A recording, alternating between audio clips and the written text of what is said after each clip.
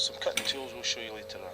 Marking out, start off the distance from the end of your material accurately measured on the rule from the squared off end, and using a tri-square held firmly across the material, a line is drawn perpendicular at right angles to the edge with a sharp pencil.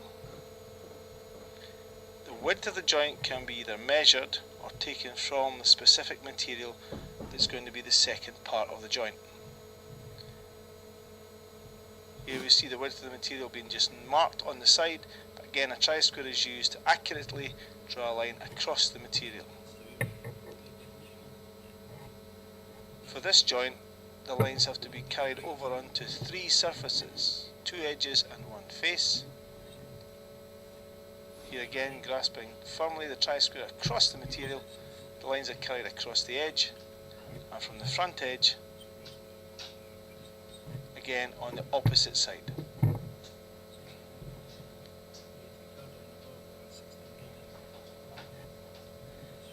Lines across the material are easily drawn with a tri-square, but to draw lines at parallel to the edge, we need to use a marking gauge. In this case, the marking gauge is set with the rule as shown. The camera doesn't show it particularly clearly. By loosening the thumb screw, you can get a close approximation to the size, and then tighten and adjust finally by tapping one end or the other to the required size, so that the pin on the marking gauge, in this case, marks out 20mm. Extra lock, and then ready to mark out lines parallel to an edge. This can be normally held in a vise, but this demonstration, a spike hole is marked on the far edge of the line, so that when the marking gauge curls along, it drops into that, stopping the mark going any further than the required length. So again, spiking this end point, held firmly against the edge, and run along parallel to the edge. Not the easiest to see, so a pencil line can then be added to highlight accurately. Now this little groove comes in handy later on.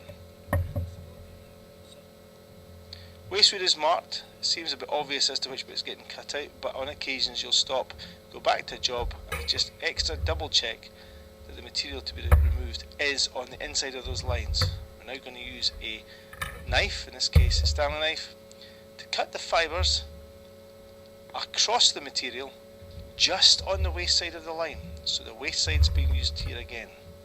That's done on both sides. Then using the flat surface of a bevel edge chisel, we create a notch.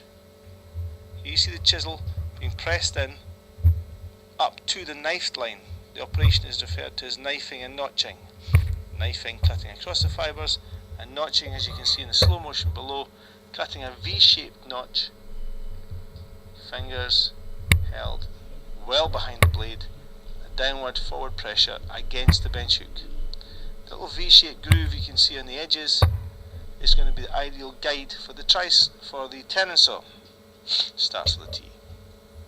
Tenon saw held with index finger forward and the material held firmly against the sawing board, cutting at right angles across, drawing back 3 times, and gradually lowering the blade of the saw to be cut horizontally. It's important we cut vertical cut and no further down than the marks already indicated by the marking gauge. The sawing action itself doesn't take much downward pressure.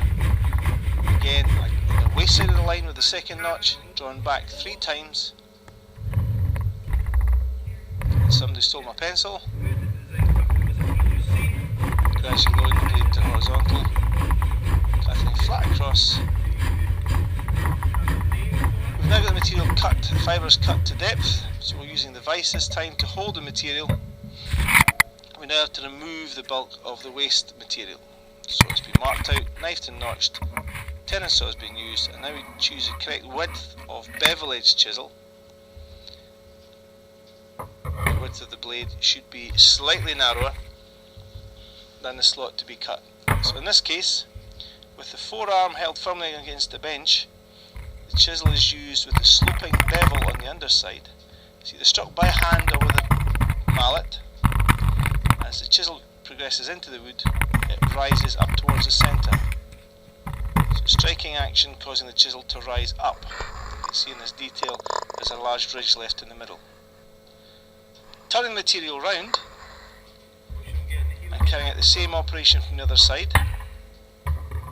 Remember, tools kept in the tool well when they're not in use, and you choose the correct chisel.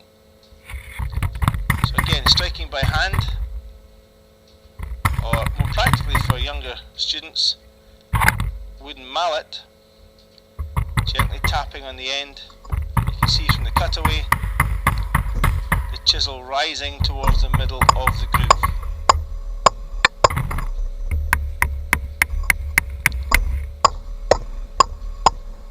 Not quite down to the line yet, but several passes with this bevel edge chisel will take the material down to the depth required, with the marking gauge line cut with a pin forming a little groove as an indicator of how deep the chisel should go. Again, forearm on the desk, on the bench, mallet and chisel, and working just towards the middle, never taking the chisel right the way through the material. Final action is paring, where we take the chisel face flat edge down, and with both hands well behind the blade is a shearing action, pressing towards the middle of the wood again to give a flat base to this housing.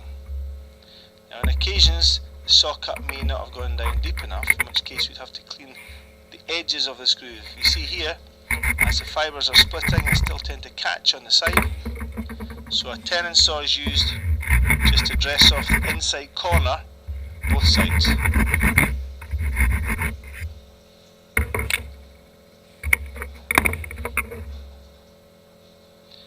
And a final paring action down using the groove cut by the marking gauge to indicate full depth. Now for a normal through housing, this would be sufficient, and you can see the second part of the material slotting into position here. Without the use of any adhesives, we have a tight fit, a little bit more pressure, and we have the housing finished. In this case, we're going to go on to produce something a little bit more akin to a cross-halving joint, where we're going to remove material from the shelf piece as well. So the widths are indicated by the first piece. These are just lengths, not full marks. We then use the same tools as before to mark out first the lines perpendicular to the edge of the material, or right angles. In this case, tri-square, squeezing again across the material, sharp pencil on the mark, and across both sides. We then have to indicate where the material is going to be cut in terms of depth. And like last time,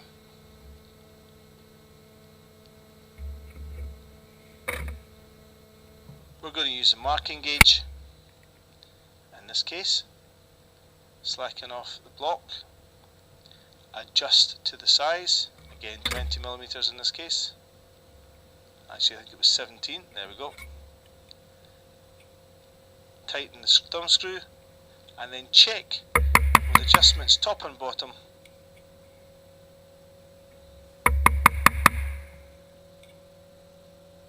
to close to the final size.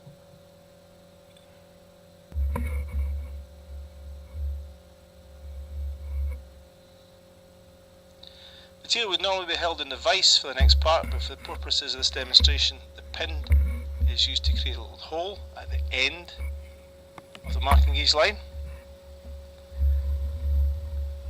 And it's a little easier to see with the camera, we're sliding the marking gauge along the length of the material. So again, marking gauge for lines parallel to the edge, tri-square for lines perpendicular or right angles. And again, a sharp pencil just helps highlight the line you've marked out. Waste wood marked as before. This information obviously has to exist on 3 surfaces, so carried over with the tri-square, this time the material held in the vise. Sizes marked over onto this new edge. And again on this side, once we've used the marking gauge, once we use the tri-square, it's the marking gauge to give the depth, and make sure you mark it on the correct side. So again, spike, you can see the hole in position, and as you remove this across, you actually feel it notch into the hole at the end of the groove. Again, marked and waste weed indicated.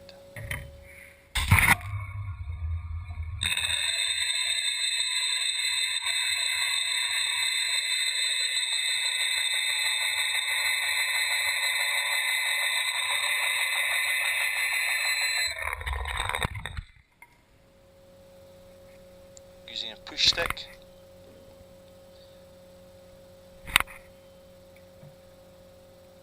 Then the fence can be adjusted to the required size. In this case, with a man-made board such as MDF, this is sufficient. Set to the waist side of the line, the fence is brought into position, checked, locked in place, and again with the push stick, cut to depth.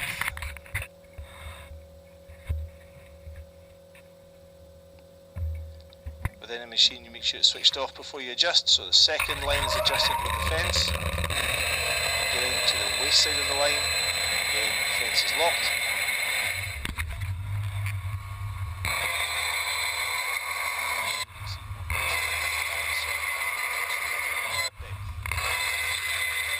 Additional cuts are made in the middle of the joint just to make it easier to remove such a long section of waste material. Two methods of removing that now. One would be using the bevel edge chisel, very similar to the last process, in this case using the mallet, and the one we'll show you just in a minute involves using a jigsaw. As always, when you're removing material with a chisel, keep people clear of the downwind side, as some of the material can come off rather fast.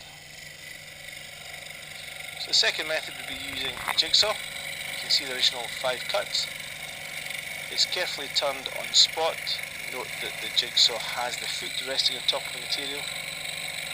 I think we can see fairly clearly, cutting just on the waist side of the material as it goes across, those extra cuts allowing the waste material to fall free.